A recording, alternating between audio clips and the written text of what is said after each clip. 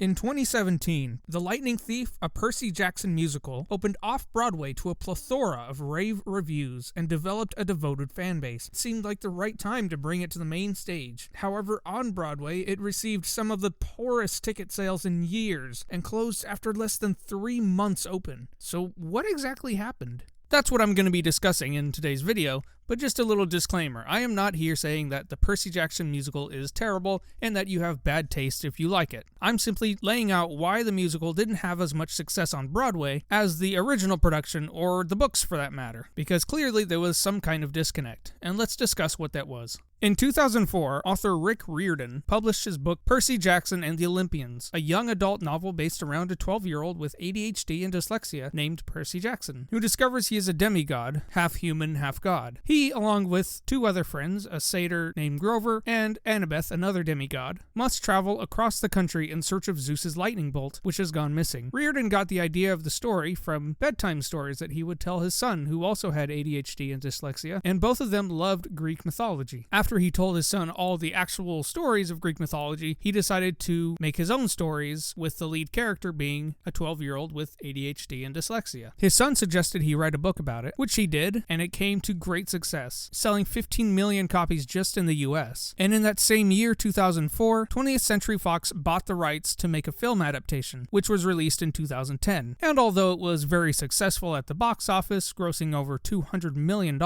it got pretty mixed reviews, including from Riordan himself, who thought that it tried too hard to appeal to teens with an older main cast and with pop culture references. And while a sequel came out in 2013 with the plan to release a total of 5 movies, 1 for each novel in the series, no further movies were produced after the first 2. However, in 2014, a 1-hour musical with book written by Be More Chill's Joe Trace went on tour, and a more complete 2-hour version premiered off-Broadway to very positive reviews. HuffPost calling it clever, highly entertaining, and a zippy production that moves at lightning speed, and saying the dialogue is funny and the story, like its engaging, energetic lead, has important messages for adults and teens alike. Theater Mania saying director Stephen Brackett keeps this 2-hour show moving at warp speed, one song after another advancing the plot, and hysterical performances filling the gaps in between. And in general, the common denominator among the critics was praise for the pacing, clever use of small budget effects, and for George Salazar and Jonathan Revive, who play multiple roles, making some outstanding performances. It was only natural that Broadway would want to bring this show to its main stage, but something would happen during the transition from off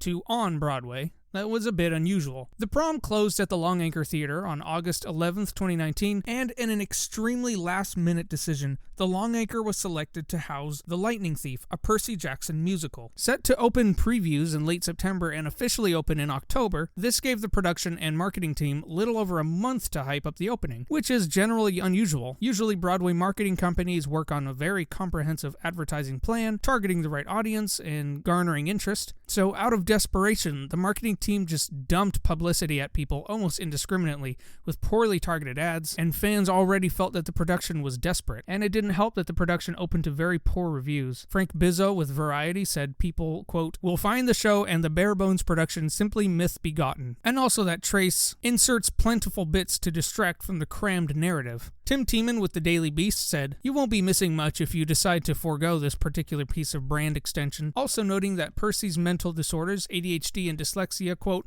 "are mentioned and then never mentioned again and don't visibly influence anything on stage." Also, Frank Scheck, with The Hollywood Reporter, saw and reviewed both the off and on-Broadway productions, and reading both of his reviews is interesting. He called the original production a winning adaptation that thoroughly charms. However, in his 2019 Broadway production review, saying, "The show's producers apparently took my review and many other favorable notices too much to heart. What seemed inventive and clever in the confines of small off-Broadway theater feels utterly wan.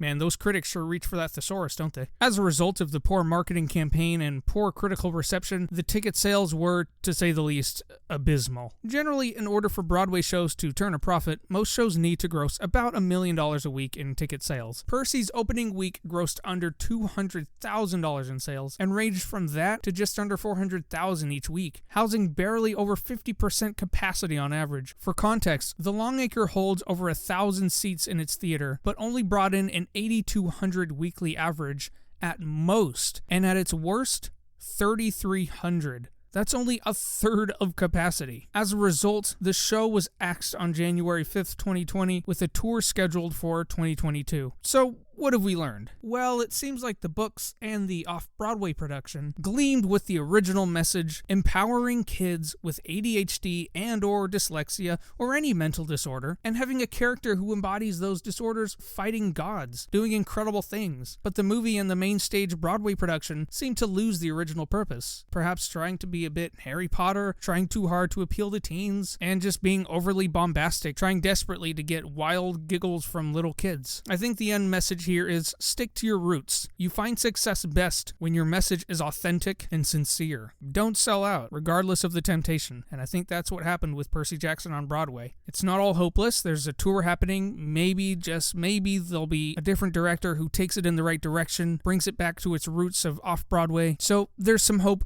Fingers crossed, and I'm gonna go ahead and end on that note of hope. Thanks for watching. If you appreciate these little theater videos, go ahead and click subscribe. I upload every week. Let me know in the comments what you thought of Percy Jackson if you've seen it. And with that said, thanks again for watching. Keep loving theater, and I'll see you next time.